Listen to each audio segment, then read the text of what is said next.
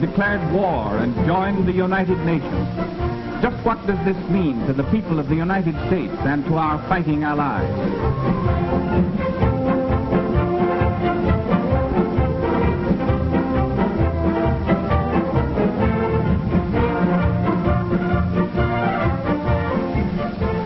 We have gained a powerful new friend in Brazil. Brazil's territory covers 47% of the South American continent. 250,000 square miles larger than the United States proper. Larger than all Europe, excluding Russia. But let's look beyond the map. How can Brazil and her people help us to win the war? Well, there are more than 45 million Brazilians, which is a third of the population of the United States. We have been friends in times of peace as well as in times of war. Once before, the people of Brazil proved their friendship for the people of the United States in a time of world crisis. That was in 1917.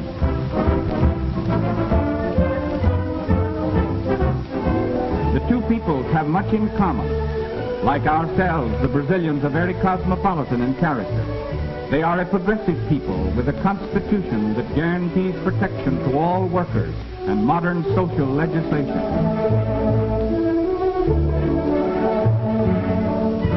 They are a sturdy people, from the gauchos of the great cattle ranches, the workmen on the rich coffee and cotton plantations, and the orange groves of her rich valleys and plains to the city dwellers.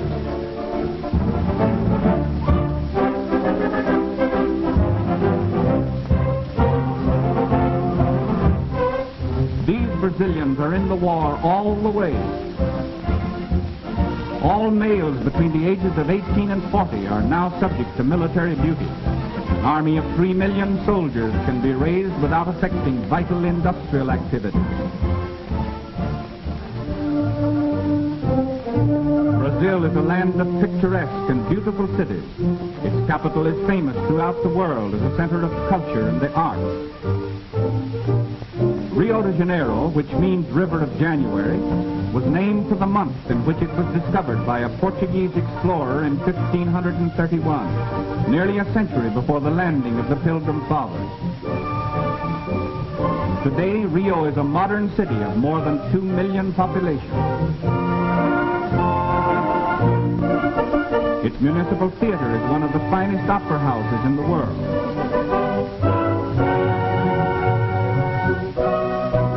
The Tiradentes Palace has, since January 1942, come to be known as the birthplace of Hemisphere unity, for it was here that the 21 American republics drew up the momentous Rio Charter, a far-reaching agreement of mutual faith, collaboration, and protection.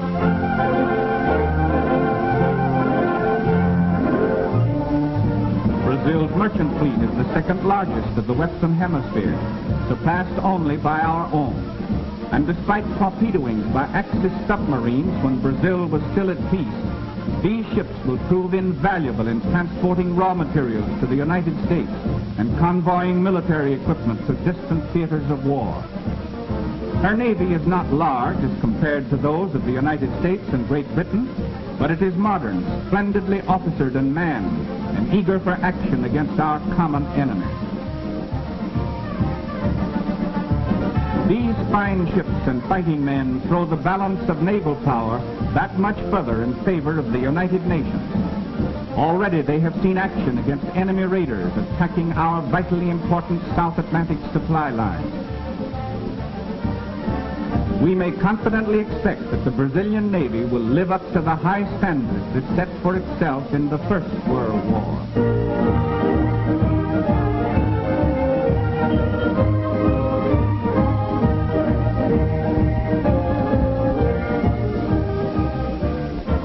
Backing up its navy is Brazil's large and rapidly growing air force. These splendid new airfields, through the courtesy of our good neighbor and ally, are now available to our long-range flying fortresses and liberators.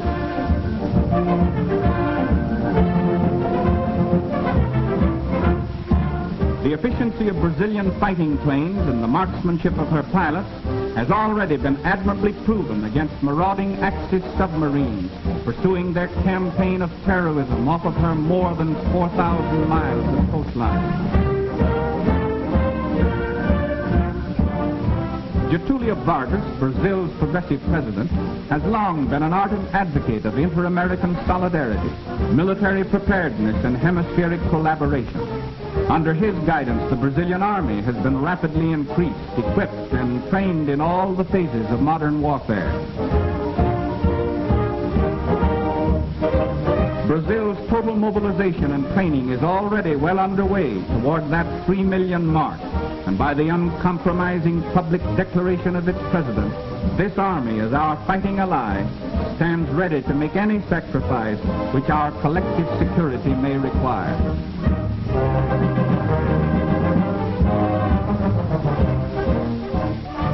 Under government supervision, Brazil is now manufacturing modern aircraft. Other war materials are also being manufactured on production lines patterned after those of our own great plants. As an industrial country, Brazil ranks second to the United States in the Western Hemisphere. And Brazil's fabulous resources and a great variety of important raw materials make her doubly valuable as an ally. Brazil is the hemisphere's second largest producer of chrome ore, so important in the manufacture of high-grade steel.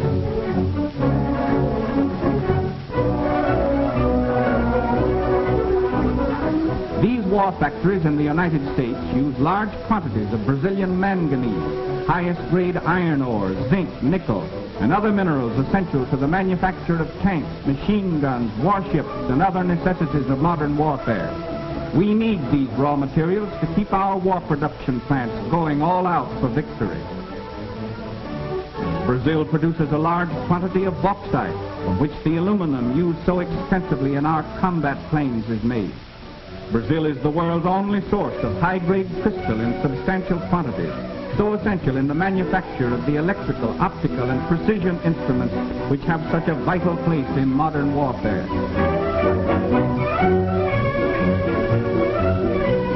She is also one of the world's largest producers of industrial diamonds, used in cutting the hard metals from which machine tools are made.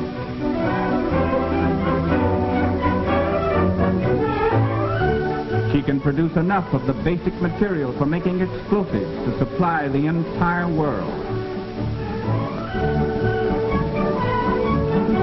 We all know that Brazil leads the world in the output of coffee, but far more important in wartime, the great jungle forest of the Amazon Valley is the cradle of the rubber industry. In 1903, this area supplied more than 3/5 of the entire world's consumption of rubber. The seeds of rubber trees such as these, smuggled out of the Amazon country, shifted the rubber production of the world to the Far East.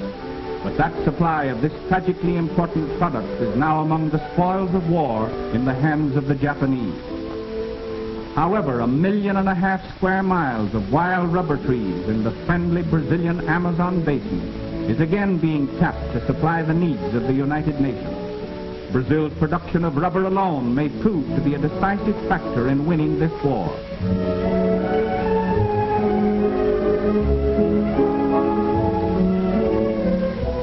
Yes, Brazil brings much to the Allied cause.